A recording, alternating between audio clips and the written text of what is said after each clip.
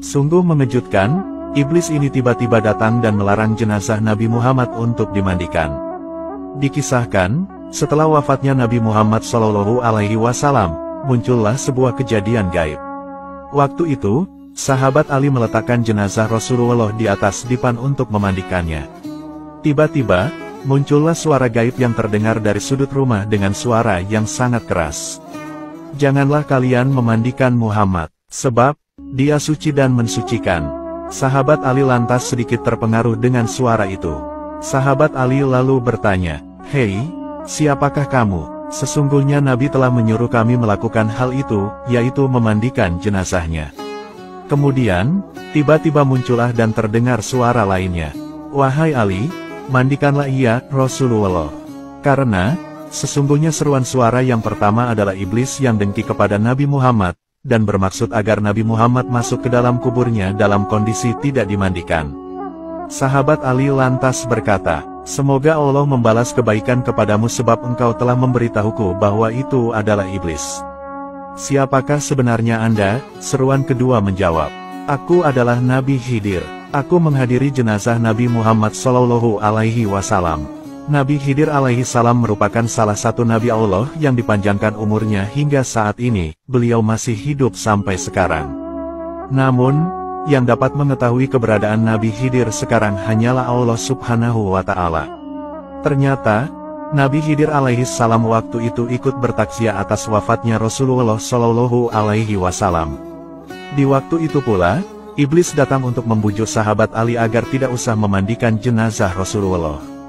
Namun, atas petunjuk Nabi Khidir, akhirnya sahabat Ali mantap untuk memandikan Rasulullah SAW. Sahabat Ali lantas memandikan Rasul, sedangkan Al-Fadl ibnu Abbas dan Usama ibnu Zaid mengguyurkan air. Sementara, malaikat Jibril membawakan obat pengawet dari surga. Setelah dimandikan, kemudian jenazah Rasulullah SAW dikafani.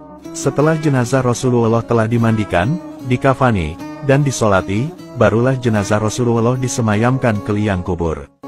Jenazah Rasulullah dimakamkan di kamar Siti Aisyah radhiyallahu anha pada malam Selasa, dan ada pula yang mengatakan pada malam Rabu tengah malam. Siti Aisyah lantas berdiri di atas kubur Nabi dan berkata, "Wahai orang yang tidak pernah memakai sutera dan tidak pernah tidur di atas kasur yang empuk. Wahai orang yang keluar dari dunia, sedangkan perutnya tidak pernah kenyang dengan roti gandum. Wahai orang lebih suka tikar daripada ranjang. Wahai orang yang tidak pernah tidur sepanjang malam karena takut kepada neraka."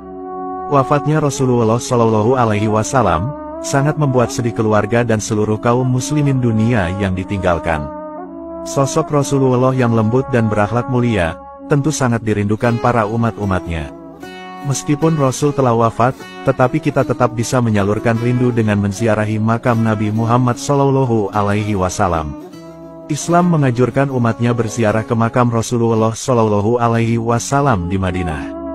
Kalau menziarahi makam orang tua dan makam orang saleh dianjurkan, maka makam Rasul SAW lebih layak lagi untuk diziarahi. Selain untuk mengingat kematian, ziarah kubur di makam ulama dan para wali terlebih lagi makam Nabi Muhammad SAW, berdaya guna untuk meraih keberkahan. Rasulullah SAW sendiri menganjurkan umatnya untuk menziarahi makamnya di banyak hadis.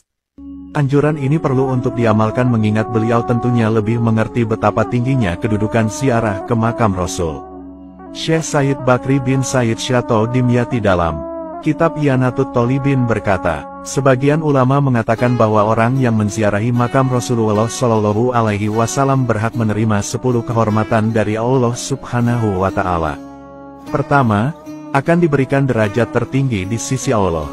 Kedua, akan disampaikan pada cita-cita tertinggi. Ketiga, akan dipenuhi kebutuhannya. Keempat, akan diberikan banyak anugerahnya. Kelima, akan diselamatkan dari bencana. Keenam, akan dilindungi dari aib.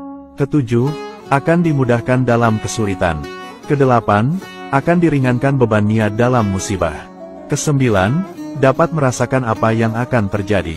Kesepuluh, akan mendapat limpahan rahmat Allah Subhanahu wa Ta'ala. Orang yang mampu menempuh perjalanan ke Madinah selayaknya tidak melewatkan kesempatan untuk menziarahi makam Rasulullah SAW.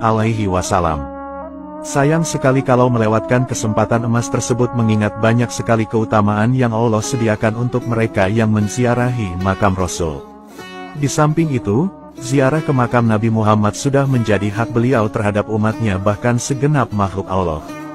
Syafaat Nabi Muhammad tentu akan selalu dinantikan para umat-umatnya baik di dunia maupun di akhirat. Semoga kita semua bisa senantiasa dapat meneladani akhlak mulia Nabi Muhammad SAW. Semoga kita semua bisa berziarah ke makam Nabi di Madinah, dan semoga kita semua bisa melaksanakan ibadah